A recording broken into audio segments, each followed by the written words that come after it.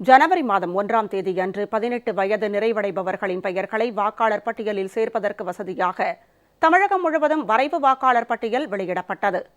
அடுத்த மாதம் 10ஆம் தேதி வரை வாக்காளர் பட்டியலில் பெயர் சேர்த்தல், நீக்கல் மற்றும் திருத்தங்களுக்காக மனு அளிக்கலாம் என அறிவிக்கப்பட்டுள்ளது. சென்னை மாவட்டத்தை உள்ளடக்கிய 16 சட்டமன்ற தொகுதிக்குட்பட்ட வரைவு வாக்காளர் பட்டியலை தேர்தல் அலுவலரும் மாநகராட்சி ஆணையருமான திரு விக்ரம் கபூர் சென்னை மாநகராட்சி அலுவலகத்தில் வெளியிட்டார். அதன்படி மண்டல அலுவலகங்களில் உள்ள வாக்குச்சாவடி மையங்களில் பொதுமக்கள் தங்கள் பெயர்களை சரிபார்த்துக் கொள்ளலாம் என தெரிவிக்கப்பட்டுள்ளது. சென்னை மாவட்டத்தின் மொத்த வாக்காளர்களின் எண்ணிக்கை 37,76,466 என தெரிவிக்கப்பட்டுள்ளது. திருவண்ணாமலை மாவட்ட ஆட்சியர் அலுவலகத்தில் அனைத்துக் கட்சி பிரதிநிதிகள் முன்னிலையில் வரைவு வாக்காளர் பட்டியல் வெளியிடப்பட்டது.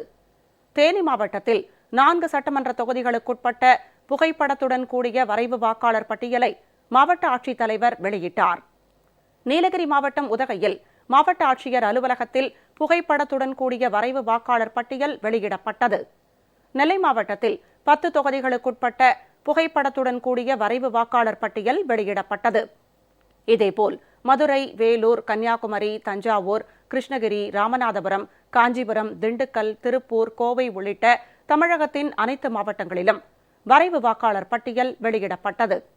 வாக்காளர் பட்டியலில் பெயர் சேர்த்தல், நீக்கல் மற்றும் திருத்தங்களுக்காக அடுத்த மாதம் 10ஆம் தேதி வரை மனு அளிக்கலாம் என அறிவிக்கப்பட்டுள்ளது.